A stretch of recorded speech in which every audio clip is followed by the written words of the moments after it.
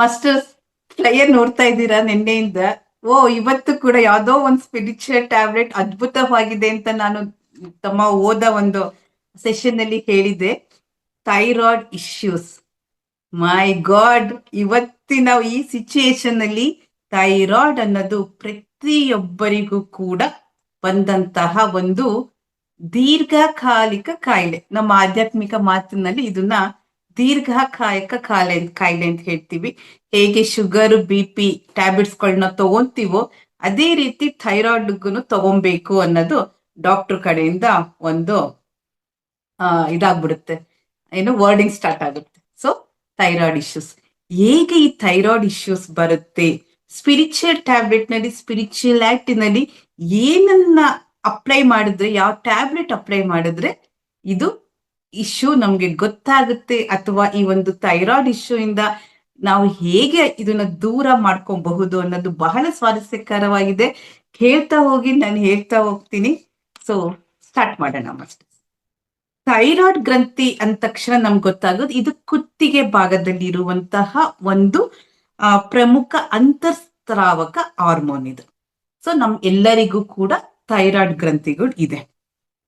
ಆದರೆ thyroid, first ಪ್ರಾಪಂಚಿಕವಾಗಿ thyroid ಹೇಗ್ ಬರುತ್ತೆ ಅಂತ ಹೇಳ್ತೀನಿ.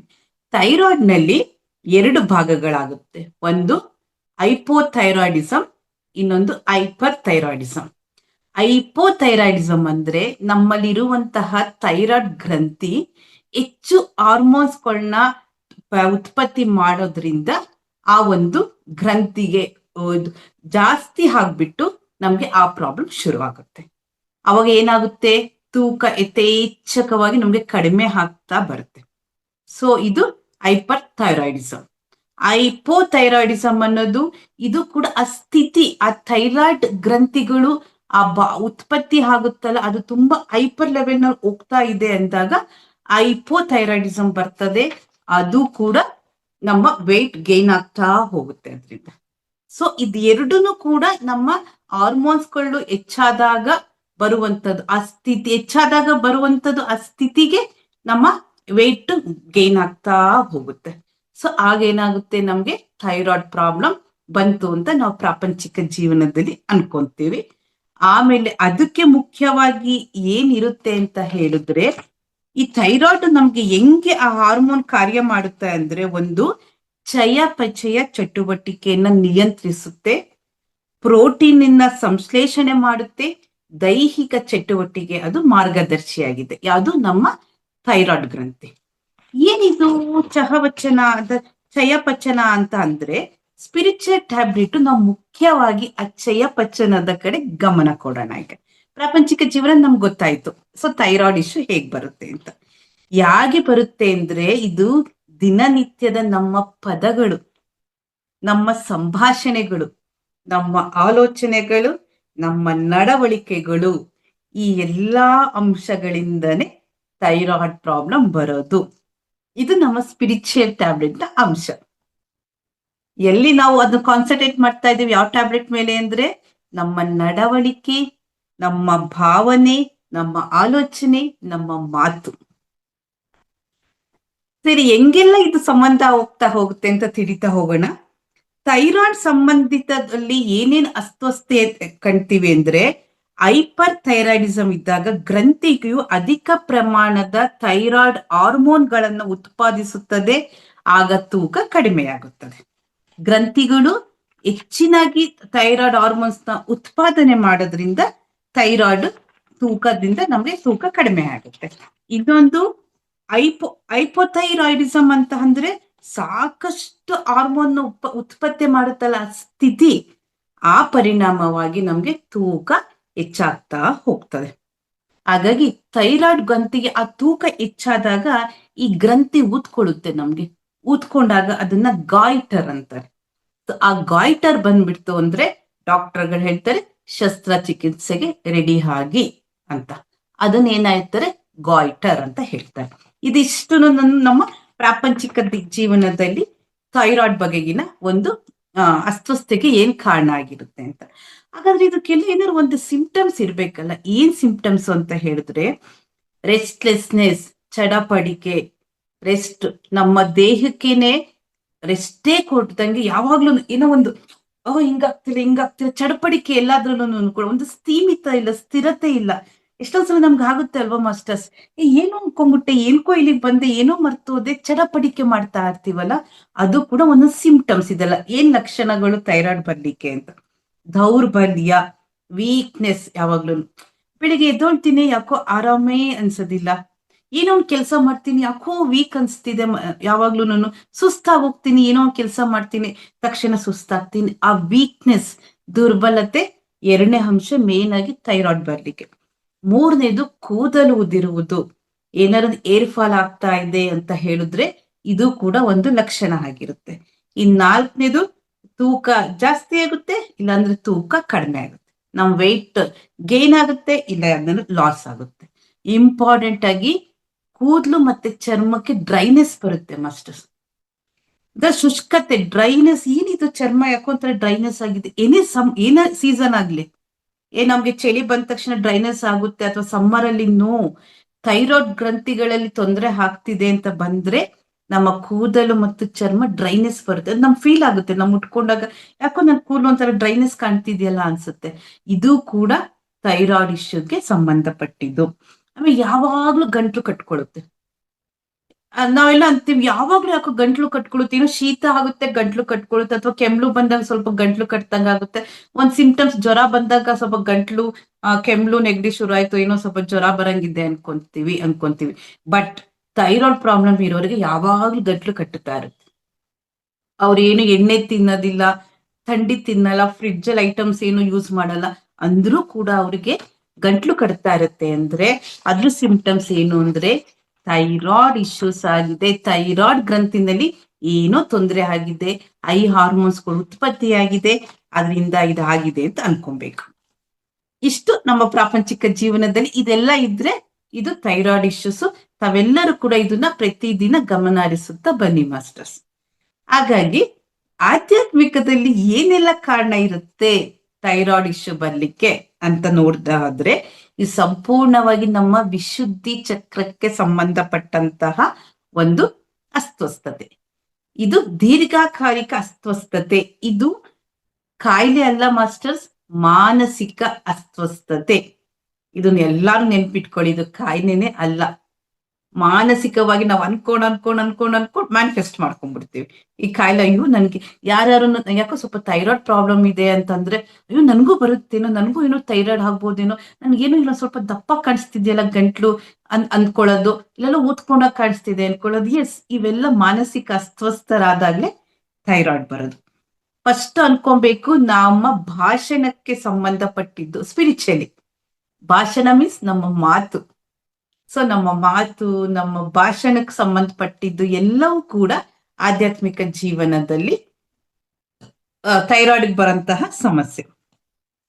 ಹೆಂಗೆಲ್ಲ ಬರುತ್ತೆ ಈ ಭಾವನೆಗಳು, ಈ ಭಾಷಣಗಳು ಅಂತ ಅಂದ್ರೆ, ನಮ್ಮ ಭಾವನೆಗಳು ಶುದ್ಧವಿಲ್ಲ ಅಂದ್ರೆ ನಾವು ಮಾತಾಡೋ ಮಾತು, ಭಾಷಣವು ಕೂಡ ಶುದ್ಧ ಇರೋದಿಲ್ಲ. ಒಳ್ಳೇದನ್ನೆಲ್ಲ ಒಳಗಡೆ ಇಟ್ಕೊಂಡು ಬೇಡದೆ ಹೋದನ್ನೆಲ್ಲ ಭಾವನೆಗಳನ್ನ ಮಾತಾಡ್ತಾ ಹೋಗ್ತೀವಿ. ನಮ್ಮ ಭಾಷಣದಲ್ಲಿ ಶುದ್ಧತೆ ಇಲ್ಲ ಅಂದ್ಕೂಡ್ಲೇನೆ ಅಲ್ಲಿ ಅನ್ಕೊಬೇಕು ಥೈರಾಯ್ಡ್ ಇಶ್ಯೂ ಗ್ಯಾರಂಟಿ ಬರುತ್ತೆ ಅಂತ. ಹಾಗಾದ್ರೆ ಪರಿಣಾಮಕಾರಿಯಾಗಿ ಏನೂ ಕೂಡ ಅವ್ರು ವ್ಯಕ್ತಪಡಿಸಕ್ಕಾಗಲ್ಲ. ಇದ್ರ ಕಾನ್ಫಿಡೆನ್ಸ್ ನಾನು ಇದನ್ನ ಮಾತಾಡ್ತಿದ್ದೀನಿ, ಇದನ್ನ ಕಲಿತಿದ್ದೀನಿ, ನಾನೊಂದು ಸ್ಟೇಜ್ ಮೇಲೆ ನಾನು ನಿಂತಿದ್ದೀನಿ, ಅಥವಾ ನಾನೊಂದು ತರಗತಿನಲ್ಲಿ ನಾನು ಯಾರೋ ಒಂದು ಸ್ಪೀಚ್ ಮಾಡಕ್ ಬಂದಿದ್ದೀನಿ ಅಂದ್ರೆ ವ್ಯಕ್ತಿಗತವಾಗಿ ಪರಿಣಾಮಕಾರಿಯಾಗಿ ನಾನು ಹೇಳಲಿಕ್ಕಾಗೋದಿಲ್ಲ, ಅದನ್ನು ವ್ಯಕ್ತಪಡಿಸಕ್ಕಾಗಲ್ಲ. ಒಂದು ಸೃಜನಶೀಲತೆ ಇರಲ್ಲ ನನ್ನ ಮಾತಿನಲ್ಲಿ, ಸೃಜನಶೀಲತೆ ಇಲ್ಲ. ಅಥವಾ ನಾನೊಂದು ಯಾವ್ದೋ ಒಂದು ಪ್ರೋಗ್ರಾಮ್ ಹೋದಾಗ ನಿಂತ್ಕೊಂಡು ಭಾಷಣ ಮಾಡಿ ಅಂತ ಹೇಳಿದಾಗ ಅದ್ರಲ್ಲಿ ಒಂದು ಸೃಜನಶೀಲತೆ ಇರಲ್ಲ, ಒಂದು ಕ್ರಿಯೇಟಿವಿಟಿ ಇರಲ್ಲ ನನ್ಗೆ. ಅವಾಗ ಅನ್ಕೊಬೇಕು ಅದು ಕೂಡ ಥೈರಾಯ್ಡ್ಗೆ ಸಂಬಂಧಪಟ್ಟಿದ್ದು.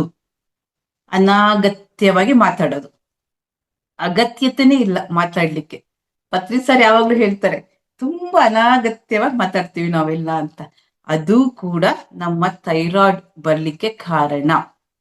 ಮಾತಾಡ್ತಾನೆ ಇರೋದು, ಚಾಂಟಿಂಗ್ ಮಾಡೋದು, ಬೇರೆಯವ್ರ ಬಗ್ಗೆ ಮಾತಾಡೋದು, ಬೇರೆಯವ್ರ ವೈಯಕ್ತಿಕ ವಿಚಾರಗಳ ಬಗ್ಗೆ ಮಾತಾಡೋದು, ಇವೆಲ್ಲ ಮಾಡ್ತಾ ಅರ್ಥಹೀನ ಸಂಭಾಷಣೆಗಳನ್ನ ನಾವ್ ಯಾವಾಗ ಮಾತಾಡ್ತೇವೆ ಮಾಸ್ಟರ್ಸ್, ಅವಾಗ ನಮ್ಮ ಥೈರಾಯ್ಡ್ ಗ್ರಂಥಿ ನಮಗೆ ಕೈ ಕೊಡ್ತು ಅಂತ ಅರ್ಥ.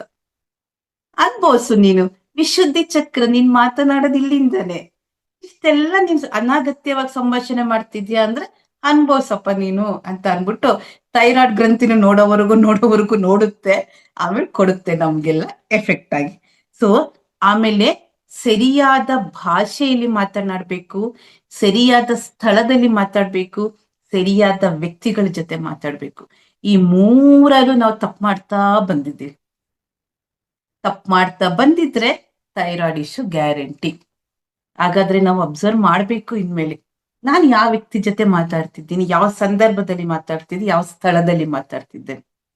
ಪತ್ರಿ ಸರ್ ಒಂದೇ ಹೇಳ್ಬಿಟ್ರು, ಮೌನ. ಇದೆಲ್ಲ ನಮ್ ಗಮನಿಸಕ್ ಆಗ್ತಾ ಇಲ್ವಾ? ಬೇಡ, ಮೌನ. ಅನಾಗತ್ಯವಾದ ಸಂಭಾಷಣೆನೇ ಬೇಡ, ಅನಾಗತ್ಯವಾದ ಮಾತುಗಳೇ ಬೇಡ, ಮೌನವಾಗಿದ್ದು ಬಿಡೋಣ. ಎಷ್ಟು ಬೆಟರ್ ಅಲ್ವಾ ಮಾಸ್ಟರ್ಸ್ ಇದು? ಇದೆಲ್ಲ ಇದ್ದಾಗ ಏನಾಗುತ್ತೆ, ನಮ್ಮ ಶಕ್ತಿ ಕುಂದುತ್ತಾ ಹೋಗುತ್ತೆ. ಅನಾಗತ್ಯವಾದ ಸಂಭಾಷಣೆ, ಬೇರೆಯವರ ಮಾತಿನಲ್ಲಿ ಮೂಗ್ ತೂರ್ಕೊಂಡು ಹೋಗೋದು, ಬೇರೆಯವರ ವೈಯಕ್ತಿಕ ವಿಚಾರಗಳನ್ನ ಮಾತಾಡೋದು, ಇವೆಲ್ಲ ಮಾತಾಡ್ತಾ ನಮ್ಮ ದೇಹದ ಶಕ್ತಿ ಕುಂದುತ್ತಾ ಹೋಗುತ್ತೆ. ಮತ್ತೆ ನಾವು ಮಾನಸಿಕವಾಗಿ ಅಸ್ವಸ್ಥರಾಗಿ ಹಾಕ್ತಿವಿ. ಆವಾಗ ಥೈರಾಯ್ಡ್ ಗ್ರಂಥಿಗಳು ಎಫೆಕ್ಟಿವ್ ಆಗಿ ಕೊಡುತ್ತೆ, ಕೈ ತಗೋ ನೀನ್ ಅಸ್ವಸ್ಥತೆ ಕಾಯಿಲೆ ಅನುಭವಿಸು ಅಂತ ಕೊಡುತ್ತೆ. ಹಾಗಾದ್ರೆ ಅಭಿವ್ಯಕ್ತಿಯ ತಪ್ಪು ವಿಧಾನ, ಆ ವ್ಯಕ್ತತೆ ಇರುತ್ತಲ್ಲ ಅದನ್ನ ತಪ್ಪಾಗಿ ಕೊಡೋದು. ಏನೋ ಮಾತಾಡ್ಬೇಕು ಅಂತಿದ್ದೆ, ಏನೋ ಆಯ್ತು ಅಂತ ಇನ್ನೇನೋ ಹೇಳೋದು. ಅಭಿವ್ಯಕ್ತಿಯ ಸ್ವಾತಂತ್ರ್ಯತೆನೆ ನೀವು ಕೊಡೋದಿಲ್ಲ. ಏನೋ ಮಾತಾಡ್ತಿರ್ತೀರಾ, ಮೂರನೇವ್ರು ಬಂದ್ರು, ಇಮಿಡಿಯೇಟ್ ಆಗಿ ಚೇಂಜ್ ಮಾಡ್ತೀರಾ. ಅಲ್ಲಿ ಕಾನ್ಫಿಡೆನ್ಸ್ ಏನಿರುತ್ತೆ ಗೊತ್ತಾ, ಅವ್ರ ಬಗ್ಗೆ ಮಾತಾಡ್ತಾ ಇರ್ತೀವಿ, ಅವ್ರು ಬಂದ ತಕ್ಷಣ ಅದು ಚೇಂಜ್ ಮಾಡ್ತೀವಿ. ಎಸ್, ಆ ವ್ಯಕ್ತತೆ ಇದೆಯಲ್ಲ ನಿಮ್ದು, ಅದೇ ಸರಿ ಇರೋದಿಲ್ಲ.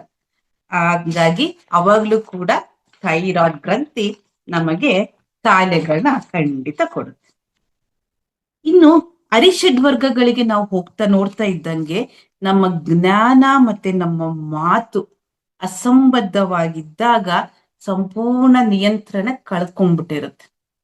ಆವಾಗ್ಲೂ ಕೂಡ ಅರಿಷಡ್ ವರ್ಗಗಳು, ನಮ್ಮ ಜ್ಞಾನನೂ ಇರೋದಿಲ್ಲ, ನಮ್ಮ ಮಾತು ಸ್ಪಷ್ಟತೆ ಇರಲ್ಲ, ಮಾತಿನಲ್ಲಿ ಸತ್ಯ ಇರೋದಿಲ್ಲ, ಮಾತಿನಲ್ಲಿ ಒಂದು ಸ್ಥಿರತೆ ಇರೋದಿಲ್ಲ.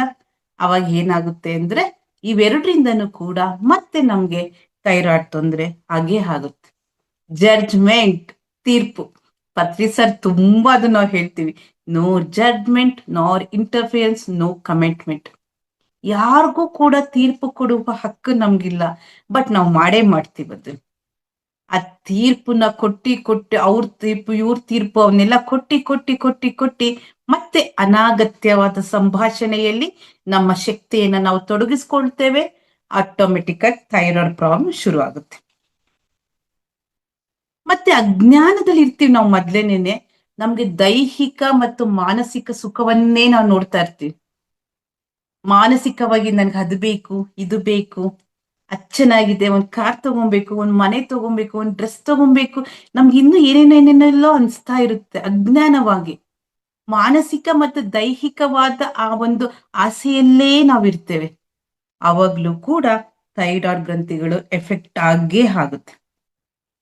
ಮತ್ತೆ ನಾವು ಒಂಥರ ಸೆನ್ಸಿಬಲ್ ಆಗಿ ಮಾತಾಡಲ್ಲ, ಒಂಥರ ಸೃಜನಶೀಲತೆಯಿಂದ ಮಾತಾಡಲ್ಲ. ಆಮೇಲೆ ನಿರ್ಣಾಯಕ ರೀತಿಯಲ್ಲಿ ಮಾತನಾಡೋದು ಸಾಧ್ಯನೇ ಆಗಲ್ಲ.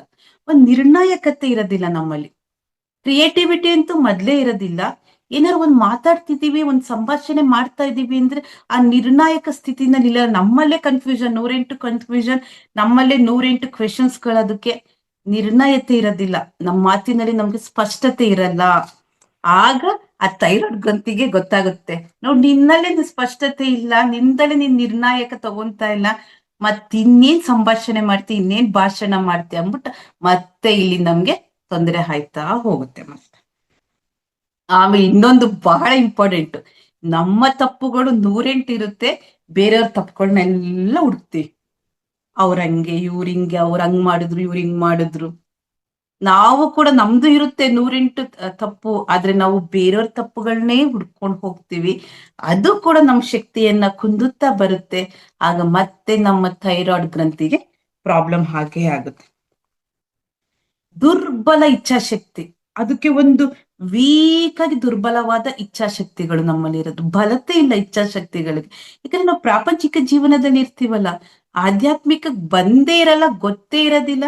ಬಂದ್ರೂ ಕೂಡ ಆಧ್ಯಾತ್ಮಿಕ ಜೀವನದ ಜೊತೆ ನಾವು ಪ್ರಾಪಂಚಿಕ ಜೀವನ ಹೆಂಗ್ ಅನುಭವಿಸ್ಬೇಕು ಅಂತ ನಮ್ಗೆ ಗೊತ್ತಿಲ್ಲ. ದುರ್ಬಲತೆಯ ಇಚ್ಛಾಶಕ್ತಿಯನ್ನ ನಾವು ಅನುಭವಿಸ್ತಾನೇ ಇರ್ತೀವಿ. ಆವಾಗ್ಲೂ ಕೂಡ ಥೈರಾಯ್ಡ್ ಗ್ರಂಥಿ ಖಂಡಿತ ಥೈರಾಯ್ಡ್ ಇಶ್ಯೂ ಆಗುತ್ತೆ. ಏಕಾಗ್ರತೆ, ಫಸ್ಟ್ ನಾವು ಒನ್ನೆಸ್ ನಲ್ಲಿ ಇರದೇ ಇಲ್ಲ, ಲ್ಯಾಕಿಂಗ್ ಕಾನ್ಸಂಟ್ರೇಷನ್, ಏಕಾಗ್ರತೆ ಇಲ್ಲ.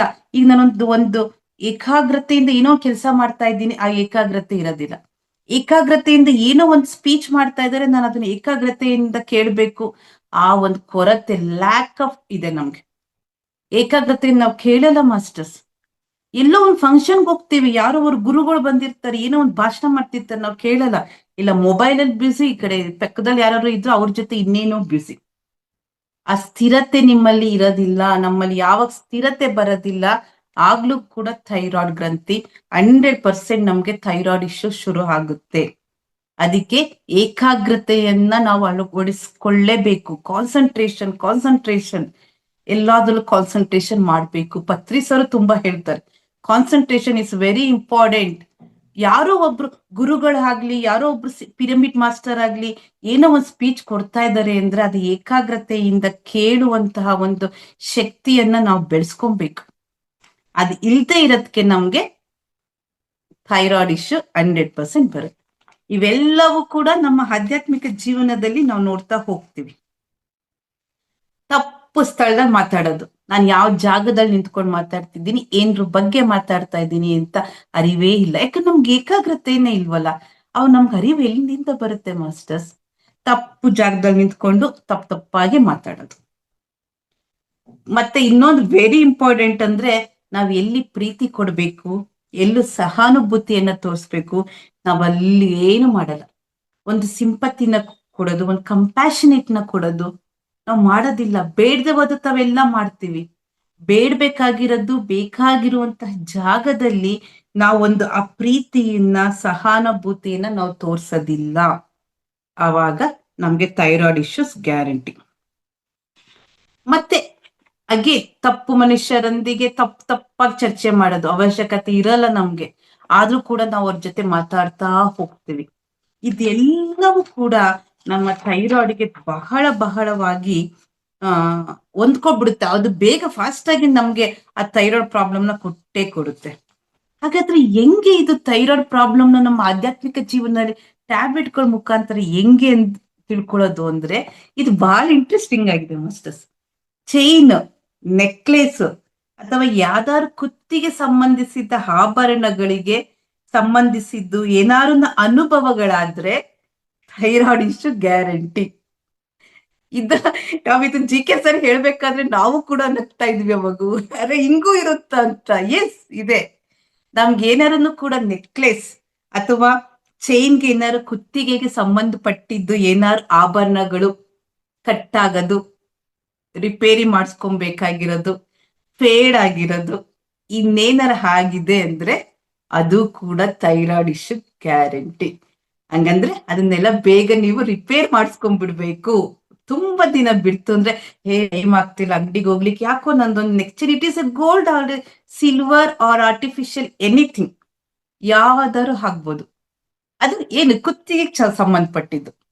ಚೈನು, ನೆಕ್ಲೆಸ್ ಎಲ್ಲ ಕುತ್ತಿಗೆಗೆಲ್ಲ ನಾವು ಹೆಣ್ಮಕ್ಳಾಗ್ಲಿ ಗಂಡ್ ಮಕ್ಳಾಗ್ಲಿ ಬಾಯ್ಸ್ ಹಾಕೋದು ಕೂಡ ಕಟ್ಟಾಯ್ತು ಅಂತ ಅಂದ್ರೆ ಥೈರಾಯ್ಡ್ ಗ್ರಂಥಿನಲ್ಲಿ ಏನೋ ಸಮಸ್ಯೆ ಇದೆ. ನಾವು ಇಮಿಡಿಯೇಟ್ ಆಗಿ ಹೋಗ್ಬೇಕು, ಆಚಾರ ಹತ್ರ ಗೋಲ್ಡ್ ಆದ್ರೆ ರಿಪೇರಿ ಮಾಡಿಸ್ಕೊಬೇಕು. ಅಥವಾ ನಾವು ಆರ್ನಮೆಂಟ್ಸ್ ಬೇಡ, ಇದು ತುಂಬಾ ದಿನ ಯೂಸ್ ಮಾಡಿದೀನಿ, ಆರ್ಟಿಫಿಷಿಯಲ್ ಫೇಡ್ ಆಗಿದೆ ಅಂದ್ರೆ ಹೊರಗಡೆ ಹಾಕ್ಬಿಡ್ಬೇಕು, ಮನೆಯಲ್ಲಿ ಇಟ್ಕೊಳ್ಳೇಬಾರ್ದು. ಇಟ್ಕೊಂತು ಅಂದ್ರೆ ಇದು ಯಾವ್ದೋ ಥೈರಾಯ್ಡ್ ಸಂಬಂಧಪಟ್ಟಿದ್ದು ಅಂತ. ರಿಪೇರಿಗೆ ಸಂಬಂಧಪಟ್ಟಿದ್ದ ಅನುಭವಗಳು, ಹೊಸ ಸೆಲ್ ಫೋನ್ ತಗೊಳ್ಳೋದು, ಸೆಲ್ ಫೋನ್ ಮಾತು ನೆನ್ಪಿರ್ಲಿ ಮಾಸ್ಟರ್ಸ್, ಅಥವಾ ಲ್ಯಾಂಡ್ಲೈನ್ ಫೋನ್ ಖರೀದಿಸೋದು, ಇವುಗಳೆಲ್ಲವೂ ಕೂಡ ಸಮಾಜಕ್ಕೆ ಸಂಬಂಧಪಟ್ಟಿದ್ದು. ಲ್ಯಾಂಡ್ಲೈನ್ ಫೋನ್ಗಳನ್ನ ಪರ್ಚೇಸ್ ಮಾಡೋದು, ಸೆಲ್ ಫೋನ್ಗಳನ್ನ ತಗೊಳ್ಳೋದು, ಇವೆಲ್ಲ ಏನು ಇಲ್ಲಿಂದನೇ ತಾರೆ ನಾವು ಮಾತಾಡೋದು.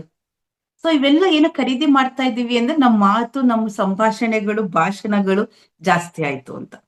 ಇನ್ನ ನಾವು ಸ್ಟೇಜ್ ಮೇಲೆ ಭಾಷಣ ಮಾಡ್ಬೇಕು ಅಂದಾಗ ಮೈಕ್ ಪ್ರಾಬ್ಲಮ್ ಆಗುತ್ತೆ, ಕರೆಂಟ್ ಹೋಗುತ್ತೆ, UPS ಆನ್ ಆಗಲ್ಲ, ಜೋರಾಗಿ ಮಳೆ ಬಂದ್ಬಿಡುತ್ತೆ. ಇದೆಲ್ಲಾ ಸಮಸ್ಯೆಗಳು ಏನಾರು ಆಗ್ತಾ ಇದೆ ಅಂದ್ರೆ ಪವರ್ ಜನರೇಟರ್ ಏನೋ ಕೈ ಕೊಡ್ತು ಅಂದ್ರೆ ಇದೆಲ್ಲವೂ ಕೂಡ ಥೈರಾಯ್ಡ್ಗೆ ಸಂಬಂಧಪಟ್ಟಿದ್ದು. ಸೊ ಇವೆಲ್ಲ ಕೇಳಕ್ಕೆ ಒಂಥರ ಹೌದಾ ಹಿಂಗೂ ಇರುತ್ತೆ ಅನ್ಸುತ್ತೆ, ಬಟ್ ಸ್ಪಿರಿಚುವಲ್ ಟ್ಯಾಬ್ಲೆಟ್ ನಲ್ಲಿ ಇದೇ ಟ್ಯಾಬ್ಲೆಟ್ಸ್ ಮಾಸ್ಟರ್ಸ್. ಸೊ ನಾವು ಸ್ಪಿರಿಚುಯಾಲಿಟಿಗೆ ಬಂದ ಮೇಲೆ ಹೆಂಗ್ ಗಮನಿಸ್ಕೋಬೇಕು ಇದನ್ನೆಲ್ಲ ಅಂತ ಅಂದ್ರೆ, ಮೈಕ್ ಏನೋ ಪ್ರಾಬ್ಲಮ್ ಕೊಡ್ತು ಅಂದ್ರೆ ನೀನ್ ಏನೋ ಮಾತಾಡ್ಬೇಕಾದ್ರೆ ನಿಲ್ಸು ಅಂತ. ನೀನೇನೋ ಮಾಡ್ತಾ ಇರೋ ಭಾಷಣ ಆ ಸ್ಥಳಕ್ಕೆ ಅಥವಾ ಆ ವ್ಯಕ್ತಿಗಳಿಗೆ ಸಂಬಂಧಿಸಿದಲ್ಲ. ಸೊ ನೀನ್ ಮಾತಾಡ್ತಾ ಹೋಯ್ತು ಅಂದ್ರೆ ನಿನಗೇನೋ ತೊಂದ್ರೆ ಗ್ಯಾರಂಟಿ ಅಂತ. ಸೊ ಇವನ್ನೆಲ್ಲ ನಾವು ಗಮನಿಸ್ಬೇಕು ಅಂತ ಹೇಳ್ತಾರೆ. ಸೊ ಮಾತನಾಡುವ ಜನರು ನಿಮ್ಮ ವೈಯಕ್ತಿಕ ಜೀವನದಲ್ಲಿ ಬರ್ತಾ ಇದ್ದಾರೆ ಮತ್ತೆ ಮತ್ತೆ ತೂರ್ಸ್ಕೊಂಡು ಅಂದ್ರೆ ಅಲ್ಲೂ ಏನೋ ವೈಯಕ್ತಿಕ ಸಂಬಂಧಕ್ಕೆ ಅಪಾಯ ಇದೆ. ನನ್ನ ವೈಯಕ್ತಿಕ ಸಂಬಂಧಕ್ಕೆ ಇನ್ಯಾರು ಮೂರನೇವ್ರು ಬಂದಿ ಅದು ಮಾತೆ ತೋರಿಸ್ತಾ ಇದ್ದಾರೆ ಅಂದ್ರೆ ನನ್ನ ವೈಯಕ್ತಿಕ ಸಂಬಂಧಕ್ಕೆ ಏನಾದ್ರು ತೊಂದರೆ ಆಗುತ್ತೆ, ನನ್ನ ಥೈರಾಯ್ಡ್ ಗ್ರಂಥಿಗೆ 100% ಏನೋ ಎಫೆಕ್ಟ್ ಆಗ್ತಾ ಇದೆ, ಅದಕ್ಕೆ ಮೂರನೇವ್ರು ಬಂದು ನನ್ನ ಪರ್ಸನಲ್ ಮಾತುಗಳಿಗೆ ಅಥವಾ ನನ್ನ ಪರ್ಸನಲ್ ಜೀವನಕ್ಕೆ ತಲೆ ಹಾಕ್ತಾ ಇದ್ದಾರೆ ಅಂತ ಅರ್ಥ ಮಾಸ್ಟರ್ಸ್. ಇದು ಕೂಡ ಬಹಳವಾಗಿ ಗಮನವಾಗಿ ಇರಿಸಿಕೊಳ್ಳಿ. ಹಾಗಾದ್ರೆ ಏನು ಇದು ಎಲ್ಲದಕ್ಕೂ ಏನು ಸೊಲ್ಯೂಷನ್ ಅಂದ್ರೆ, ಒಂದು ಟ್ಯಾಬ್ಲೆಟ್ ಇದೆ, ಯಂತ್ರ ಮಂತ್ರ ತಂತ್ರ. ಯಂತ್ರ ಅಂದ್ರೆ ಏನು? ನಮ್ಮ ವಾಹನ, ನಮ್ಮ ಶರೀರ. ನಮ್ಮ ಶರೀರದ ವಾಹನದ ಯಂತ್ರವನ್ನ ನಾವು ಸ್ವಸ್ಥದಲ್ಲಿ ಇಟ್ಕೊಬೇಕು. ಮಂತ್ರ ಅಂತ ಅಂದ್ರೆ ಮಾತು.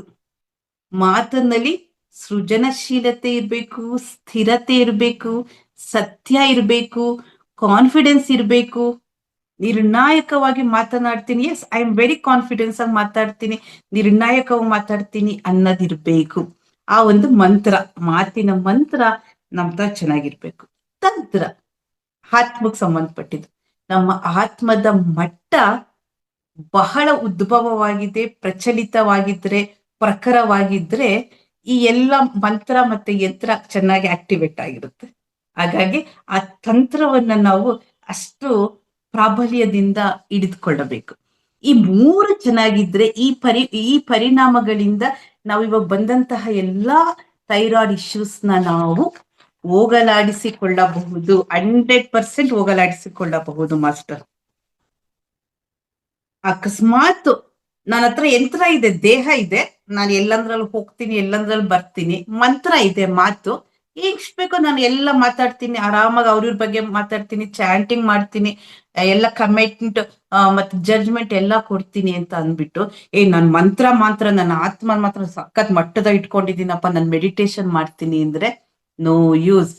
ನಿಮ್ಗೆ ಆರೋಗ್ಯದ ತೊಂದ್ರೆ 100% ಬರುತ್ತೆ.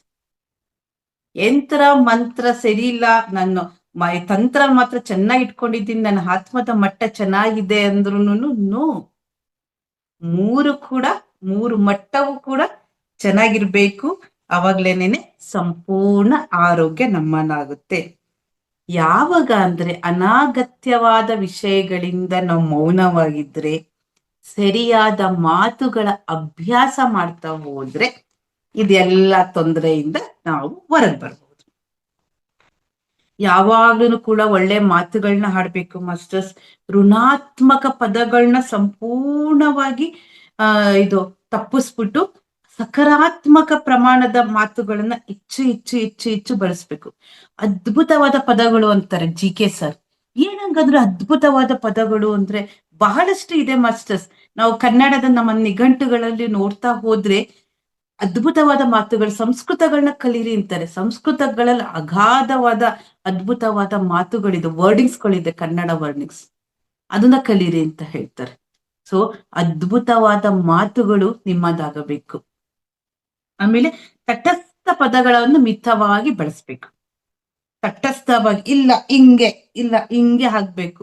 ನಾವು ಒಂದೊಂದ್ಸಲ ಹೇಳ್ತೀವಿ ನಂದೇ ನಡಿಬೇಕು, ತಟಸ್ಥ ಒಂಥರ ಇದಾಗಿ ಹೇಳ್ತೀವಿ. ಅದನ್ನ ನಿಯಂತ್ರಣದಲ್ಲಿ ಇಟ್ಕೊಬೇಕು.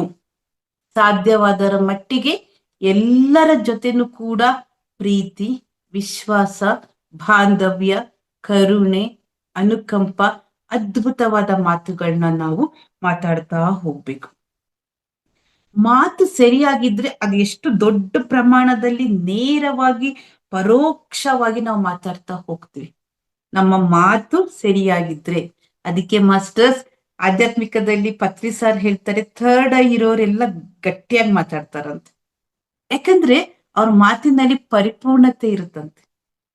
ಅದಕ್ಕೆ ಥರ್ಡ್ ಐ ಮಾಸ್ಟರ್ಸ್ಗಳು, ಪಿರಮಿಡ್ ಮಾಸ್ಟರ್ಸ್ಗಳು ನಮ್ಮಲ್ಲಿ ಎಷ್ಟೊಂದು ಜನ ಥರ್ಡ್ ಐ ಮಾಸ್ಟರ್ಸ್ ಇದ್ದಾರೆ. ಪತ್ರಿ ಸರ್ ಹೇಳ್ತಾರೆ, ಅವ್ರ ಮಾತುಗಳನ್ನ ನೀವು ನೋಡ್ತಾ ಹೋಗ್ಬೇಕು. ದೊಡ್ಡ ಮಟ್ಟದಾಗಿರುತ್ತೆ, ದೊಡ್ಡ ಪರಿಣಾಮಕಾರಿಯಾಗಿರುತ್ತೆ, ನಿರ್ಣಾಯಕವಾಗಿರುತ್ತೆ, ಮೌಲ್ಯತೆ ಇರುತ್ತೆ, ಸತ್ಯ ಇರುತ್ತೆ, ಅದ್ಭುತವಾದ ಮಾತುಗಳನ್ನ ಅವ್ರು ಹಾಡ್ತಾರೆ ಅಂತ ಪತ್ರಿ ಸರ್ ಹೇಳ್ತಾ ಹೋಗ್ತಾರೆ. ಸೊ ಥರ್ಡ್ ಐ ಮಾಸ್ಟರ್ಸ್ ಇವನ್ನೆಲ್ಲವನ್ನು ಕೂಡ ಫಾಲೋ ಮಾಡ್ತಾರೆ. ಹಾಗಾಗಿ ನಾವು ಪಿರಮಿಡ್ ಮಾಸ್ಟರ್, ನಮ್ಗೆ ಯಾರಿಗೂ ಇನ್ನ ಥರ್ಡ್ ಐ ಓಪನ್ ಆಗಿಲ್ಲ, ಖಂಡಿತ ಆಗುತ್ತೆ. ನಾವು ಕೂಡ ಇದನ್ನೆಲ್ಲ ಮಾಡ್ತಾ ಬಂದ್ರೆ.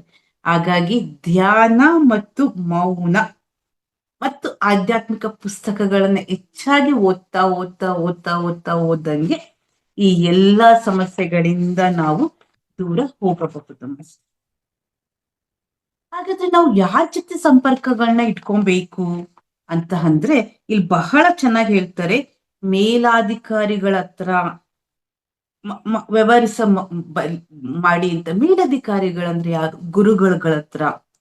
ನೀವು ನಮ್ಮ ಗುರುಗಳ ಹತ್ರ, ಯಾವ್ದೋ ಒಂದು ಗುರು, ನಿಮ್ಮ ಸಂಗೀತ ಗುರು, ಆಧ್ಯಾತ್ಮಿಕ ಗುರು, ವಿದ್ಯೆಯನ್ನು ಕಲಿಸಿದಂತಹ ಮಹಾಗುರು, ಯಾರ ಹತ್ರನಾರು, ಇವರೆಲ್ಲ ನಮ್ಮ ಮೇಲಧಿಕಾರಿಗಳು.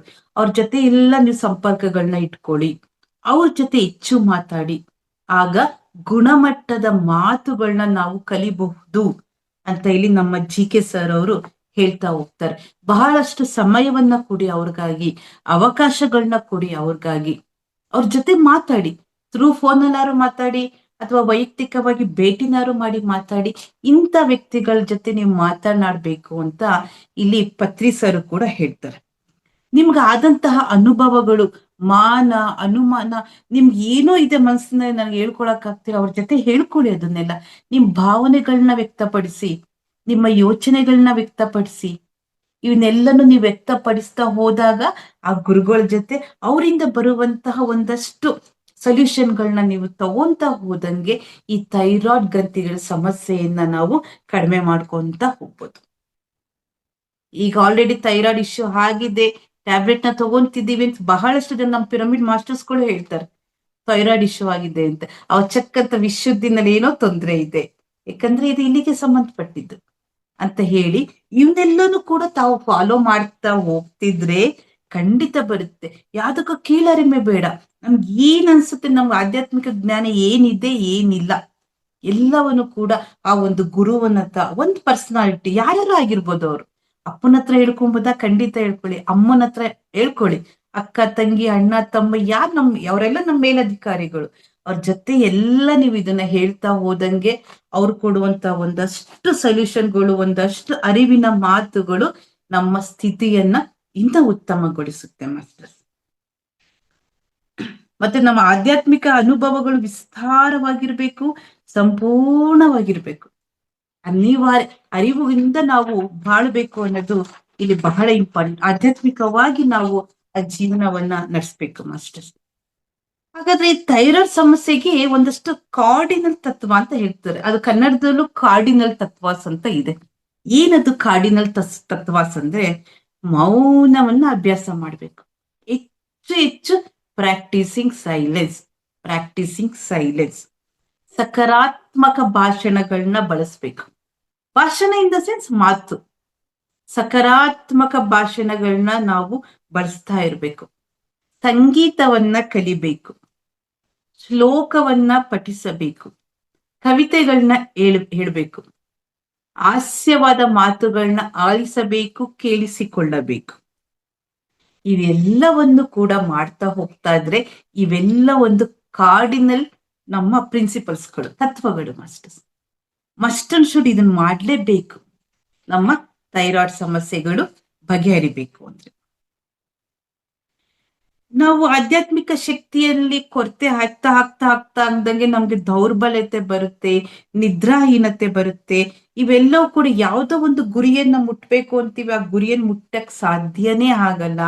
ಅವಾಗೆಲ್ಲವೂ ನಾವು ಅನ್ಕೊಂಡ್ಬಿಡ್ಬೇಕು, ಎಸ್ ನಮ್ಮ ವೀಕ್ನೆಸ್ ಎಲ್ಲ ಕಡಿಮೆ ಆಗ್ತಿರೋದು, ನಮ್ಮ ಶಕ್ತಿ ಎಲ್ಲ ಕಡಿಮೆ ಆಗ್ತಾರೆ. ಇವಾಗ ಒಂದಷ್ಟು ಹೇಳಿದ್ವ ಕಾರಣಗಳು, ಆ ಎಲ್ಲಾ ಕಾರಣಗಳಿಂದನೇ ಅಂತ ನಾವು ಅನ್ಕೋಬೇಕು.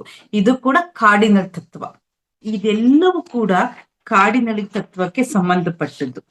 ತುಂಬಾ ಕೋಪ, ಭಯ, ದ್ವೇಷ, ಅಸೂಯೆ, ಇದೆಲ್ಲ ಸೆಲ್ಫಿಶ್ನೆಸ್, ನನ್ಗೆ ನನ್ನಿಂದನೇ ಅನ್ಕೊಳ್ಳೋದು, ಇದೆಲ್ಲವೂ ಕೂಡ ಕಾರ್ಡಿನಲ್ ತತ್ವಗಳು.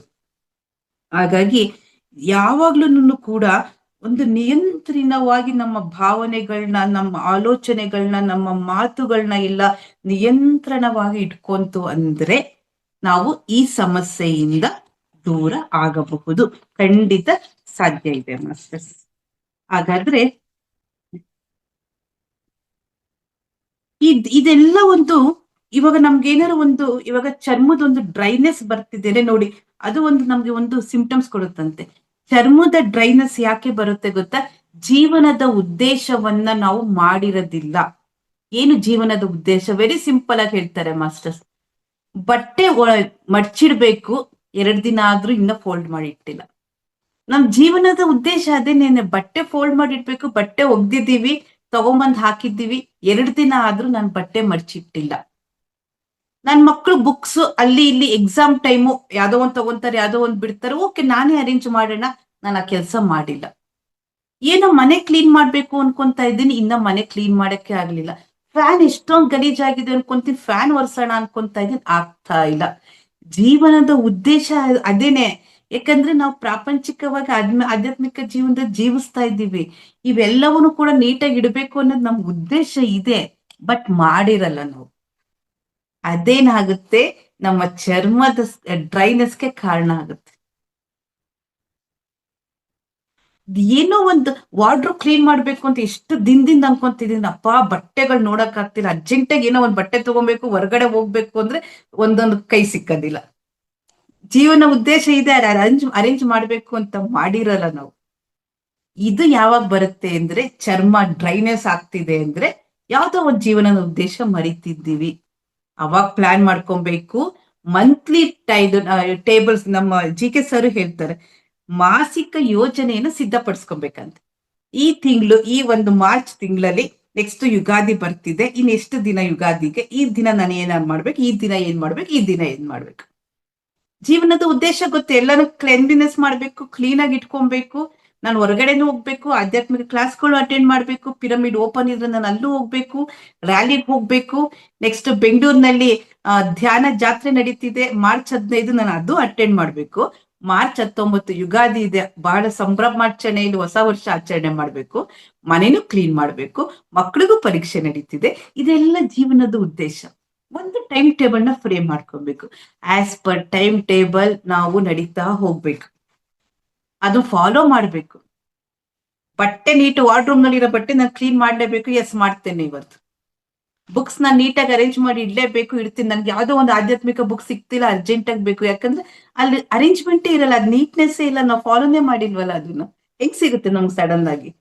ಇದನ್ನೆಲ್ಲ ಫಾಲೋ ಮಾಡ್ತಾ ಹೋದಂಗೆ ಮಾಸ್ಟರ್ಸ್, ನಮ್ಮ ಕೂದಲು ಮತ್ತು ಚರ್ಮದಲ್ಲಿ ಏನಾದ್ರು ಡ್ರೈನೆಸ್ ಇದ್ರೆ ಖಂಡಿತ ಕಡಿಮೆ ಆಗುತ್ತೆ.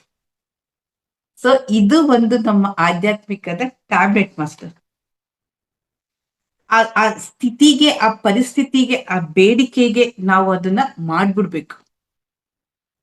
ಏನೋ ಒಂದ್ ತರಕಾರಿ ತಂದಿಟ್ಟೆ, ಒಂದ್ ವಾರ ಆದ್ರೂನು ಒಂದ್ ಪಲ್ಯ ಮಾಡಕ್ ಆಗ್ತಿಲ್ಲ, ಒಂದ್ ಸಾಂಬಾರ್ ಮಾಡಕ್ ಆಗ್ತಿಲ್ಲ, ಅದು ಅನ್ಕೊಂತೀವಿ. ಉದ್ದೇಶ ಇದೆ, ಒಂದ್ ಪಲ್ಯ ಮಾಡ್ಬೇಕು ಅಂತ ತಂದಿಟ್ಟಿದೀವಿ, ಬಟ್ ಒಂದ್ ವಾರ ಆದ್ರೂ ಮಾಡಿಲ್ಲ. ಯಾಕಂದ್ರೆ ಮದ್ವೆ, ಗೃಹ ಪ್ರವೇಶ, ಅದು ಇದು ಫಂಕ್ಷನ್ ಬಂತು, ಅದ್ ಮಾಡಕ್ ಆಗ್ಲಿಲ್ಲ. ಸೊ ನೀನ್ ತಂದ್ಯ ಯಾವ್ದಾರು ಒಂದ್ ಟೈಮ್ ಮಾಡ್ಕೊಂಡು ಮುಗಿಸ್ಬಿಡ್ಬೇಕು, ಅದ್ ಪಲ್ಯನ ಮಾಡ್ಬಿಟ್ಟು.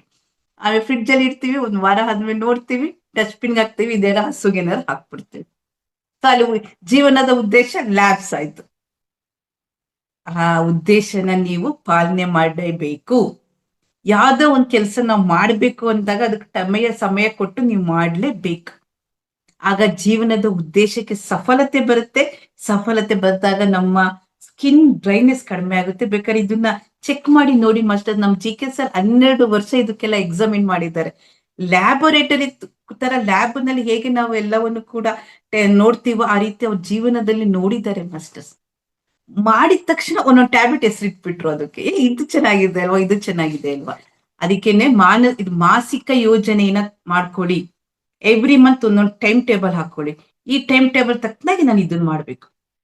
ಇವಾಗ ನಮ್ ಲಕ್ಷ್ಮಿ ಮೇಡಮ್ ಮತ್ತೆ ಗೀತಾ ಮೇಡಮ್ ಈ ತಿಂಗಳು ನಿಮ್ಗೆ ಈ ಡೇಟ್ ಈ ಸಬ್ಜೆಕ್ಟ್ ಎಷ್ಟು ಪ್ಲಾನ್ ಆಗಿ ಮಾಡ್ತಾರೆ. ಅದು ನಿಮ್ ಜೀವನದಲ್ಲೂ ಮಾಡಿ. ಈ ದಿನ ನಾನು ಎದ್ದಿದ್ದೀನಿ, ಬೆಳಗ್ಗೆ ಎದ್ದ ತಕ್ಷಣ ಒಂದು ಟೈಮ್ ಟೇಬಲ್ ಅರೇಂಜ್ ಮಾಡ್ಕೊಳ್ಳಿ. ನಾನು ಹಿಂಗ್ ಮಾಡ್ಬೇಕು, ನೆಕ್ಸ್ಟ್ ಹಿಂಗ್ ಮಾಡ್ಬೇಕು, ನೆಕ್ಸ್ಟ್ ಹಿಂಗ್ ಮಾಡ್ಬೇಕು, ನೆಕ್ಸ್ಟ್ ಇದ್ ಮಾಡ್ಬೇಕು. ಎಷ್ಟು ಸಿಸ್ಟಮ್ಯಾಟಿಕ್ ಆಗಿ ನೀವು ಮಾಡ್ತಾ ಹೋಗ್ತೀರಾ ಅಂದ್ರೆ ಲೈಫ್ ಕೂಡ ಅಷ್ಟೇ ಸಿಸ್ಟಮ್ಯಾಟಿಕ್ ಆಗಿ ಕಳಿತೀರಾ ಮಾಸ್ಟರ್ಸ್. ಸೊ ಇದನ್ನ ಮಾಡಿ ಜೀವನದ ಉದ್ದೇಶವನ್ನ ಪಾಲಿಸಿ ನೀವು ಒಂದು ಟೈಮ್ ಟೇಬಲ್ ಹಾಕೊಳ್ಳಿ ಅಂತ ನಮ್ಮ ಗುರುಗಳು ಹೇಳ್ತಾರೆ. ಆಮೇಲೆ ಗಂಟ್ಲು ನೋವು, ಧ್ವನಿ ಪೆಟ್ಟಿಗೆ ಹಾನಿ ಆಗೇ ಆಗುತ್ತೆ. ಥೈರಾಯ್ಡ್ ಇಶ್ಯೂ ಬಂದ್ರೆ 100% ಧ್ವನಿ ಪೆಟ್ಟಿಗೆ ಗಂಟ್ಲು ನೋವು ಬಂದೇ ಬರುತ್ತೆ. ಅವಾಗ ಏನ್ ಮಾಡ್ಬೇಕು, ಸಂಗೀತ, ಶ್ಲೋಕ ನಾವ್ ಎಷ್ಟು ಜೋರಾಗಿ ಉಚ್ಚಾರಣೆ ಮಾಡ್ತಾ ಮಾಡ್ತಾ ಮಾಡ್ತಾ ಇರ್ತೀವೋ ನಮ್ಮ ಗ್ರಂಥಿಗಳಿಗೆ ಒಂದು ಎಕ್ಸೈಸ್ ಆಗುತ್ತೆ. ಎಕ್ಸೈಸ್ ಆದಂಗೆನೆ ಆ ಗ್ರಂಥಿಗಳೆಲ್ಲ ಆಕ್ಟಿವೇಟ್ ಆಗುತ್ತೆ. ಈ ಗಂಟ್ಲು ನೋವು ಬರ್ತಾ ಇದೆ, ಥೈರಾಯ್ಡ್ ಇಶ್ಯೂ ಆಯ್ತು ಅಂದ ತಕ್ಷಣ ಕಡಿಮೆ ಆಯ್ತಿದ್ದಂಗೆ ದಯವಿಟ್ಟು ಒಂದು ಸಂಗೀತ ಕ್ಲಾಸ್ ಸೇರ್ಕೊಳ್ಳಿ, ಒಂದು ಶ್ಲೋಕ ಕ್ಲಾಸ್ಗೆ ಸೇರ್ಕೊಳ್ಳಿ, ಒಂದು ಕವಿತೆಗಳನ್ನ ಬರೆಯಕ್ ಶುರು ಮಾಡಿ, ಅದನ್ನ ಹೇಳ್ಲಿಕ್ಕೆ ಶುರು ಮಾಡಿ. ಹೇಳ್ತಾ ಹೇಳ್ತಾ ಓಂ ಶ್ರೀ ಗುರುಭ್ಯೋ ನಮಃ. ನೋಡಿ ನನ್ ಗಂಟ್ಲಾಗ್ಲಿ ನಮ್ದಾಗ್ಲಿ ಓಂ ಶ್ರೀ ಗುರುಭ್ಯೋ ನಮಃ ಅನ್ನಕ್ಕೂ ಓಂ ಶ್ರೀ ಗುರುಭ್ಯೋ ನಮಃ ಹರಿ ಓಂ ಹೆಂಗೆ ಆ ಸೌಂಡ್ ಕೇಳಿಸುತ್ತೆ ನೋಡಿ. ನಮ್ಮ ಗ್ರಂಥಿ, ಥೈರಾಯ್ಡ್ ಗ್ರಂಥಿ ಶಾರ್ಪ್ನೆಸ್ ಇದ್ದಾಗ ಆ ಸೌಂಡ್ ಬರ್ಬೇಕು. ಅದಕ್ಕೆ ಶ್ಲೋಕಗಳನ್ನ ಕೇಳಿರಿ, ಲಲಿತ ಸಹಸ್ರನಾಮಗಳು ಕರೀರಿ, ವಿಷ್ಣು ಸಹಸ್ರನಾಮಗಳನ್ನ ಕಲೀರಿ. ಅದೆಲ್ಲ ಬಾರಿ ಎಫೆಕ್ಟಿವ್ ಪಾಸಿಟಿವ್ ಎನರ್ಜಿ ನಮ್ ಮನೆಗೆ, ನಮ್ಗೆ, ನಮ್ ದೈಹಿಕವಾಗಿ, ನಮ್ಮ ಆಧ್ಯಾತ್ಮಿಕವಾಗಿ ಎಲ್ಲದಕ್ಕೂ ಕೂಡ ಎನರ್ಜಿ ಬರುತ್ತೆ. ರುದ್ರಗಳನ್ನ ಕಲೀರಿ. ವಿಷ್ಣು ನಮ್ಮ ಈಶ್ವರಂದು ರುದ್ರ ಬರುತ್ತೆ ಮಾಸ್ಟರ್ಸ್, ಬಹಳ ಚೆನ್ನಾಗಿದೆ. ನನ್ನ ಪುಣ್ಯ ನಾನು ಇದೆಲ್ಲವನ್ನು ಕಲಿತಾ ಇದ್ದೀನಿ. ಭಗವದ್ಗೀತೆ ಕಲ್ತಿದ್ದೀನಿ, ರುದ್ರ ಕಲ್ತಿದ್ದೀನಿ, ಲಲಿತ ಸಹಸ್ರನಾಮ, ವಿಷ್ಣು ಸಹಸ್ರನಾಮ, ಸೌಂದರ್ಯ ಲಹರಿ, ಆಮೇಲೆ ಪುರುಷ ಸೂಕ್ತಂ, ಶ್ರೀ ಸೂಕ್ತಂ, ದುರ್ಗಾ ಸೂಕ್ತಂ, ಬಹಳಷ್ಟು ಇದೆ. ಇವೆಲ್ಲವೂ ಕೂಡ ನಮ್ಮ ಶ್ಲೋಕಗಳು. ಇವನ್ನೆಲ್ಲ ನನಗೆ ಒಂದು ಗುರು ಸಿಕ್ಕಿದ್ರು, ಶ್ರೀಮತಿ ಸುಶೀಲಾ ಮೇಡಮ್ ಅಂತ. ಅವ್ರ ಕಡೆಯಿಂದ ನಾನು ಇದನ್ನೆಲ್ಲ ಕಲಿತಿದ್ದೀನಿ ಮಾಸ್ಟರ್ಸ್. ಓಂ ಗಣಾನಾಂ ತ್ವಂ ಗಣಪತಿ ಗುಂ ಅವಾಮಹೇ ಕವಿಂ ಕವಿನಾಮುಪಮ ಶ್ರವಸ್ತಮಂ ಜ್ಯೇಷ್ಠರಾಜಂ ಬ್ರಹ್ಮಣಾಂ ಬ್ರಹ್ಮಣಸ್ಪತ ಆನಾ ಶೃಣ್ವನ್ನುಕ್ತಿ ಬಿಸ್ಸೀದ ಸಾಧನಂ. ಓಂ ಗಣಪತಯೇ ನಮಃ. ಹೆಂಗಿದೆ ಮಾಸ್ಟರ್ ಸೌಂಡ್ ಇದು? ಆ ಸೌಂಡ್ ಬರ್ಬೇಕು, ಆ ಗ್ರಂಥಿ ಎಫೆಕ್ಟಿವ್ ಆಗಿರ್ಬೇಕು. ಆವಾಗ ಥೈರಾಯ್ಡ್ ಗ್ರಂಥಿಗೂ ಕೂಡ ಅಷ್ಟು ಶ್ಲೋಕಗಳನ್ನ ಕಲಿತಾ ಕಲಿತಾ ಅದಕ್ಕೆ ಖುಷಿ ಆಗುತ್ತಂತೆ, ನಮ್ಮ ಆತ್ಮ ಖುಷಿ ಆಗುತ್ತೆ, ಪ್ರತಿ ಅಣುಗೂ ಖುಷಿ ಆಗುತ್ತೆ. ಆ ಗ್ರಂಥಿಗಳೆಲ್ಲ ಬಹಳ ಚೆನ್ನಾಗಿರುತ್ತೆ. ನೀನ್ ಅನಾಹತ ಚಕ್ರ ಬಂತು ಅಂದ್ರೆ ಪತ್ರಿ ಸರ್ ಹೇಳ್ತಾರೆ ನೋಡಿ, ಮೂಲಾಧಾರ, ಸ್ವಾಧಿಷ್ಠಾನ, ಮಣಿಪೂರಕ, ನಮ್ ಪ್ರಾಪಂಚಿಕ ಜೀವನದಲ್ಲೂ ಅದಿದೆ. ಆಧ್ಯಾತ್ಮಿಕ ಜೀವನದ ನಮ್ಮ ಪಿರಮಿಡ್ ಮಾಸ್ಟರ್ಸ್ ಗಳಿಗೆ ಅನಾಹತ ಚಕ್ರ, ವಿಶುದ್ಧಿ ಚಕ್ರ, ಆಗ್ನಾಕ್ ಚಕ್ರ, ಇದು 3 ಆಕ್ಟಿವೇಟ್ ಆಗ್ಬೇಕಂತೆ. ಇದು 3 ಆಕ್ಟಿವೇಟ್ ಯಾರಿಗಾಗಿದೆ ಅವರೆಲ್ಲ ಪಿರಮಿಡ್ ಮಾಸ್ಟರ್ಸ್ ಅಂತ ನಮ್ ಗುರುಗಳು ಅನೌನ್ಸ್ ಮಾಡ್ಬಿಟ್ಟಿದ್ದಾರೆ. ಸೊ ನಾವೆಲ್ಲರೂ ಕೂಡ ಆ ಒಂದು ಶಕ್ತಿನಲ್ಲಿ ಇದ್ದೇವೆ ಅಷ್ಟೇ. ಪ್ರಾಪಂಚಿಕ ಜೀವನದಲ್ಲಿ ಇರೋರು ಇಲ್ಲ, ಅವ್ರಿಗೆ ಇದೆಲ್ಲ ಆಕ್ಟಿವೇಟೇ ಆಗೋದಿಲ್ಲ. ಸೊ ಈ ತರ ಒಳ್ಳೆ ಒಳ್ಳೆ ಶ್ಲೋಕಗಳು ಬಹಳಷ್ಟು ಇದೆ. ಎಲ್ಲವನ್ನು ಕಲೀರಿ, ಗುರುಗಳ ಮುಖಾಂತರ ಕಲೀರಿ. ಕಲಿತಾ ಕಲಿತಾ ಕಲಿತಾ ಹೋದಂಗೆನೆ ಈ ಹೈಪೋಥೈರಾಯ್ಡಿಸಮ್, ಹೈಪರ್ ಥೈರಾಯ್ಡಿಸಮ್, ಯಾವ ಥೈರಾಯ್ಡಿಸಮ್ ಆಗ್ಲಿ ಎಲ್ಲವೂ ಕೂಡ ಮಾಯ ಆಗುತ್ತೆ ಮಾಸ್ಟರ್. ಸೊ ದಯವಿಟ್ಟು ಇದೆಲ್ಲವನ್ನು ಕೂಡ ಕಲಿಬೇಕು. ಆಮೇಲೆ ಇನ್ನೊಂದು ಹೇಳ್ತಾರೆ, ಗಂಟಲಿನಲ್ಲಿ ಗೆಡ್ಡೆ ಇದೆ ಅಂತ ತಕ್ಷಣ ನಮ್ಗೆ ಗೊತ್ತಾಯ್ತು ಗಾಯ್ಟರ್ ಸಮಸ್ಯೆ ಅಂತ. ಅದಕ್ಕೇನೆ ಏನ್ ಮಾಡ್ಬೇಕು ಅಂತ ಹೇಳಿದ್ರೆ, ಸೇತುವೆ ಪಾಠಗಳು. ಏನು ಇಂಗ್ಲಿಷ್ ಅಲ್ಲಿ ಸೇತುವೆ ಪಾಠಗಳು ಅಂತ ಅಂದ್ರೆ ಬ್ರಿಡ್ಜ್ ಕೋರ್ಸ್. ನಿಮ್ಗೆಲ್ಲ ಗೊತ್ತಿರ್ಬೇಕು, ಮಕ್ಕಳನ್ನ ಸ್ಕೂಲ್ ಸೇರಿಸಿದಾಗ ಸಮ್ಮರ್ ಹಾಲಿಡೇಸ್ ನಲ್ಲಿ ಬ್ರಿಡ್ಜ್ ಕೋರ್ಸ್ ಅಂತ ಕಲಿಸ್ತಾರೆ.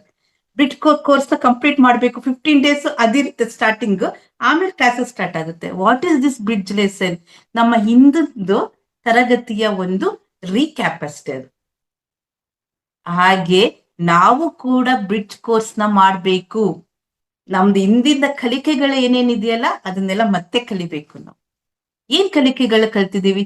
ಚೈಲ್ಡ್ಹುಡ್ ಅಲ್ಲಿ ನಾವು ಎಂಜಾಯ್ ಮಾಡಿದ್ದ ಆಟಗಳು, ಚೈಲ್ಡ್ಹುಡ್ ಅಲ್ಲಿ ನಾವು ಆಡಿದಂತಹ ಡ್ಯಾನ್ಸ್ಗಳು, ನಾವು ಆಟ ಆಡಿದಂತವು ಎಲ್ಲವನ್ನ ಎಂಜಾಯ್ ಮಾಡಿ, ಪ್ರಯತ್ನ ಮಾಡಿ ಆಟ ಆಡ್ಲಿಕ್ಕೆ, ಪ್ರಯತ್ನ ಮಾಡಿ ನೃತ್ಯ ಮಾಡ್ಲಿಕ್ಕೆ, ಪ್ರಯತ್ನ ಮಾಡಿ ಹಾಡು ಹೇಳಲಿಕ್ಕೆ, ಮಕ್ಕಳಲ್ಲಿ ಮಕ್ಕಳಾಗಿರಿ. ಆ ಬ್ರಿಡ್ಜ್ ಕೋರ್ಸ್ನ, ಆ ಬ್ರಿಡ್ಜ್ ಲೆಸನ್ನ ನಾವು ಮತ್ತೆ ಕಲಿಬೇಕು ಅನ್ನೋದೇನೇನೆ. ನಮ್ಮ ಗಂಟಲಿನ ಗೆಡ್ಡೆಗಳು ಕರಗ್ಬೇಕು ಅಂದ್ರೆ ಆ ಬ್ರಿಡ್ಜ್ ಕೋರ್ಸ್ನ ಕಲಿಬೇಕು. ಸೊ ಇವೆಲ್ಲವೂ ಕೂಡ ಕಾರಣ ಆಗುತ್ತೆ ಮಾಸ್ಟರ್ಸ್. ಕೊನೆಗೆ ಹೇಳ್ತಾರೆ ನಮ್ ಹುಡುಗರು, ಥೈರಾಯ್ಡ್ ಸಮಸ್ಯೆ ರೋಗವಲ್ಲ, ಥೈರಾಯ್ಡ್ ರೋಗವಲ್ಲ, ಇದು ಮಾನಸಿಕ ಮಟ್ಟದ ಅಸ್ವಸ್ಥತೆ. ಮೂರ್ಖತನ, ಅನಾವಶ್ಯಕವಾಗಿ ಮಾತನಾಡುವುದು, ಇವೆಲ್ಲವೂ ಕೂಡ ಶಕ್ತಿಯನ್ನು ಕುಂದುತ್ತಾ ಬರುತ್ತೆ. ಆಗ ನಮ್ಗೆ ಥೈರಾಯ್ಡ್ ಸಮಸ್ಯೆ ಜಾಸ್ತಿ ಆಗುತ್ತೆ. ಹಾಗಾಗಿ ಯಾವಾಗ್ಲೂ ಕೂಡ ಸಕಾರಾತ್ಮಕ ಮಾತುಗಳನ್ನ, ಸಕಾರಾತ್ಮಕ ನಡವಳಿಕೆಗಳನ್ನ, ಸಕಾರಾತ್ಮಕ ಜನರನ್ನ, ಸಕಾರಾತ್ಮಕ ಸ್ಥಳದಲ್ಲಿ ನಾವು ಇದ್ದರೆ ನಮ್ಮ ಜೀವನ ಬಹಳಷ್ಟು ಸಮೃದ್ಧಿಯಾಗಿರುತ್ತೆ ಅಂತ ಇಲ್ಲಿ ನಮ್ಮ ಗುರುಗಳು ಹೇಳ್ತಾ ಹೋಗ್ತಾರೆ. ಸಂಗೀತ, ಶ್ಲೋಕಗಳನ್ನ ಪಠಣೆ ಮಾಡೋದ್ರಿಂದ ಧ್ವನಿ ಪೆಟ್ಟಿಗೆಯಲ್ಲಿ ಒಂದು ಉತ್ತೇಜನ ಬರುತ್ತೆ. ಆಧ್ಯಾತ್ಮಿಕ ಸಾಂಸ್ಕೃತಿಕ ಚಟುವಟಿಕೆಗಳ ಭಾಗವಹಿಸಿ, ಆಧ್ಯಾತ್ಮಿಕ ತರಗತಿಗಳಲ್ಲಿ ಭಾಗವಹಿಸಿ, ಹೇಳುವಿಕೆ ಮತ್ತು ಕೇಳುವಿಕೆ ಎರಡೂ ಮಾಡ್ತಾ ಹೋಗಿ. ಸಾಂಸ್ಕೃತಿಕ ಚಟುವಟಿಕೆ ಎಲ್ಲೆಲ್ಲಿ ಕಲ್ಚರಲ್ ಆಕ್ಟಿವಿಟೀಸ್ ಬರುತ್ತ, ಇಲ್ಲಪ್ಪ ನಂಗೆ ಸಂಗೀತ ಹೇಳಕ್ ಬರಲ್ಲ, ನಾನ್ ಡ್ಯಾನ್ಸ್ ಅಂತೂ ಮಾಡಕ್ ಬರಲ್ಲ. ಪತ್ರಿ ಸರ್ ಡ್ಯಾನ್ಸ್ ಮಾಡೋರ್ನ ಬಹಳವಾಗಿ ಉತ್ತೇಜನ ಮಾಡ್ತಾ ಇದ್ರು. ನಮ್ಗೆಲ್ಲ ಗೊತ್ತಿದೆ ಅಲ್ವಾ, 3 hours 2 hours ಆದ್ಮೇಲೆ ನಾವು ಕಡ್ತಾಲ್ನ ನೋಡಿದೀವಿ, ನಮ್ ಬೆಂಗಳೂರಿನ ಬುದ್ಧ ಪೌರ್ಣಿಮಾ ನೋಡಿದೀವಿ. ಸರ್ ಎಲ್ಲೆಲ್ಲಿ ಮಾಡಿಸ್ತಾರೆ ಮೆಡಿಟೇಷನ್, ಅದಾದ್ಮೇಲೆ ಡ್ಯಾನ್ಸ್ ಇದ್ದೇ ಇರ್ತಾ ಇತ್ತು. ಇವಾಗ್ಲೂ ನಾವೆಲ್ಲ ಅದನ್ನ ಫಾಲೋ ಮಾಡ್ತಾ ಇದೀವಿ ಅಲ್ವಾ ಮಾಸ್ಟರ್ಸ್. ಸೊ ಡ್ಯಾನ್ಸ್ಗೆ ಉತ್ತೇಜನ ಕೊಡಿ. ಮಕ್ಕಳು ಸ್ಕೂಲ್ ಡೇಗಳಲ್ಲಿ ಇವಾಗೆಲ್ಲ ಮುಗೀತು, ಆನ್ಯುವಲ್ ಡೇ, ಮಕ್ಕಳು ಪ್ರಾಕ್ಟೀಸ್ ಮಾಡ್ತಿದ್ದಾರೆ ಅಂತ ನೀವು ಎಂಜಾಯ್ ಮಾಡಿ, ಒಂದೆರಡು ಹಾಕಿ ಇದು ಡ್ಯಾನ್ಸ್. ಬೇಡ, ಸಂಕೋಚ ಆಗುತ್ತೆ, ನೀವು ಒಬ್ಬರೇ ರೂಮ್ ನಲ್ಲಿ ಮಾಡಿ ಡ್ಯಾನ್ಸ್ ನ, ಯಾರು ಬೇಡ ಅಂತಾರೆ. ನಿಮ್ಮ ಆತ್ಮಕ್ಕೆ ಅದು ಶುದ್ಧತೆ, ನಿಮ್ಮ ಆತ್ಮಕ್ಕೆ ಅದು ಖುಷಿ ಕೊಡುತ್ತೆ. ಯಾಕಂದ್ರೆ ನೀವೆಲ್ಲ ಅನುಭವಿಸಿದ್ ಬ್ರಿಡ್ಜ್ ಕೋರ್ಸ್, ನೀವ್ ಅದನ್ನೆಲ್ಲ ಅನುಭವಿಸಿ ಬಂದಿದ್ದೀರಾ. ಆ ಬ್ರಿಡ್ಜ್ ಲೆಸನ್ ಮತ್ತೆ ಫಾಲೋ ಮಾಡಿ ಅಂತ ಇಲ್ಲಿ ಗುರುಗಳು ತೋರಿಸ್ತಾರೆ. ಬಟ್ ಇನ್ನೊಂದು ಬಹಳ ಚೆನ್ನಾಗಿ ಹೇಳ್ತಾರೆ, ತುಂಬಾ ಮಾತಾಡೋರು ಇರ್ತಾರೆ ನೋಡಿ, ತುಂಬಾ ಮೌನ ಇರ್ತಾರಲ್ಲ, ಅವ್ರಿಗೆ ಹ್ಯಾಟ್ಸ್ ಆಫ್ ಅಂತ ಹೇಳ್ತಾರೆ. ಅವರು ಮಹಾಯೋಗಿಗಳಾಗ್ಬಿಟ್ಟಿರ್ತಾರಂತೆ. ಹಾಗಾಗಿ ಅವರಿಗೆ ಯಾವುದೇ ತರಹದ ಥೈರಾಯ್ಡ್ ಸಮಸ್ಯೆಗಳು ಬರದೇ ಇಲ್ಲ. ಅವ್ರು ಹೇಗಿದ್ದಾರೆ ಹಾಗೇ ಫಾಲೋ ಮಾಡ್ತಾ ಹೋಗ್ತಾ ಇದ್ದಂಗೆ ಅವರ ಸಮಸ್ಯೆಗಳು ಎಲ್ಲವೂ ಕೂಡ ಬರದೇ ಇಲ್ಲ. ಥೈರಾಯ್ಡ್ ಇಶ್ಯೂಸ್ ಜಾಸ್ತಿ ಮೌನ ವಹಿಸೋರು, ಮಾತು ಕಡಿಮೆ ಮಾಡೋರು, ತುಂಬಾ ಯೋಚನೆ ಮಾಡಿ ಮಾತನಾಡೋರು, ಯಾವ ಸಂದರ್ಭದಲ್ಲಿ ಎಷ್ಟು ಬೇಕೋ ಅಷ್ಟೇ ಮಾತಾಡ್ತಾರಲ್ಲ, ಅವ್ರುಗಳು ಎಲ್ಲರಿಗೂ ಕೂಡ ಹೆಚ್ಚು ಥೈರಾಯ್ಡ್ ಸಮಸ್ಯೆ ಬರಲ್ಲ ಅಂತ ಇಲ್ಲಿ ಗುರುಗಳು ಹೇಳ್ತಾರೆ. ಕೊನೆಗೆ ಗುರುಗಳು ಸಜೆಸ್ಟ್ ಮಾಡ್ತಾರೆ, ವಾಕ್ ಕ್ಷೇತ್ರ, ಪತ್ರಿ ಸರ್ ಅವರ ಬಹಳ ಇಂಪಾರ್ಟೆಂಟ್ ಬುಕ್ ಮಾಸ್ಟರ್ಸ್. ಇದನ್ನ ಎಲ್ಲರೂ ಓದ್ಬೇಕು ಅಂತ ಡಾಕ್ಟರ್ GK ಸರ್ ಅವ್ರು ಹೇಳ್ತಾರೆ. ಪತ್ರಿ ಸರ್ ಅವರ ವಾಕ್ ಕ್ಷೇತ್ರ ಬುಕ್ ನ ಓದಿದ್ರೆ ಸಾಕು, ನಾವು ಜೀವನದಲ್ಲಿ ಯಾವ ತರ ಮಾತುಗಳನ್ನ ಆಡ್ಬೇಕು, ಯಾವ ತರ ಯೋಚನೆ, ಭಾವನೆ, ನಮ್ಮ ಕ್ರಿಯೆ ಹೇಗಿರ್ಬೇಕು, ನಮ್ಮ ಆಲೋಚನೆ ಹೇಗಿರ್ಬೇಕು ಅನ್ನೋದು ಪತ್ರಿ ಸರ್ ಬಹಳವಾಗಿ ಈ ಬುಕ್ ನಲ್ಲಿ, ಬಹಳ ತುಂಬಾ ಚಿಕ್ಕದು ಮಾಸ್ಟರ್ಸ್, ಎಲ್ಲಾ ಕಡೆನೂ ಸಿಕ್ಕುತ್ತೆ. ಇದನ್ನ ತಗೊಂಡು ವಾಕ್ ಕ್ಷೇತ್ರ ನೋಡಿ, ಅವರು ಸಿಂಬಲ್ ಕೊಟ್ಟಿದ್ದಾರೆ ಪತ್ರಿ ಸರ್, ಹೆಚ್ಚು ಮಾತಾಡ್ಬೇಡಿ, ಮೌನವಾಗಿರಿ ಅಂತ. ಇದನ್ನ ಓದ್ತಾ ಬಂದ್ರೆ ಸಾಕು, ನಾವು ಹೆಂಗಿರ್ಬೇಕು ಜೀವನದಲ್ಲಿ ಅಂತ ಬಹಳ ಚೆನ್ನಾಗಿ ಇಲ್ಲಿ ಪತ್ರಿ ಸರ್ ಹೇಳ್ತಾರೆ. ಸೊ ಇದನ್ನ ನೀವು ಓದ್ತಾ ಬಂದ್ರೆ ನಿಮ್ಮ ಎಲ್ಲಾ ಪ್ರಶ್ನೆಗಳಿಗೆ ಮತ್ತೆ ಮತ್ತೆ ಮತ್ತೆ ಮತ್ತೆ ಪರಿಹಾರ ಸಿಗ್ತಾ ಹೋಗುತ್ತೆ ಮಾಸ್ಟರ್ಸ್. ದಯವಿಟ್ಟು ಪ್ರತಿಯೊಬ್ಬರು ಇದನ್ನ ತೆಗೆದುಕೊಳ್ಳಿ. ಸೊ ಇಲ್ಲಿಗೆ ಈ ದಿನದ ಥೈರಾಯ್ಡ್ ಇಶ್ಯೂಸ್ ಬಗ್ಗೆ ನನಗೆ ತಿಳಿದಿರುವ ಒಂದಷ್ಟು ಸ್ಪಿರಿಚುವಲ್ ಟ್ಯಾಬ್ಲೆಟ್ ಜ್ಞಾನವನ್ನ ನಾನು doctor GK sir, Shrimati Lalitha Narayan ಹೊಗ್ಗಾ madam, Shrimati Kalpana ma'am, Shrimati Hemalatha ma'am ಅವರಿಂದೆಲ್ಲ ಕಲ್ತ್ಕೊಂಡಂತಹ ಒಂದಿಷ್ಟು ಜ್ಞಾನವನ್ನ ತಮಗೆ ನಾನು ತಿಳಿಸ್ತೆ. ಹಾಗಾಗಿ ಈ ಅವಕಾಶಕ್ಕಾಗಿ, ಈ ವೇದಿಕೆಗೆ ನನ್ನೆಲ್ಲ ಪ್ರೀತಿಯ ಪಿರಮಿಡ್ ಮಾಸ್ಟರ್ಸ್ಗೆ ಪೂರ್ವಕವಾದ ಧನ್ಯವಾದಗಳು.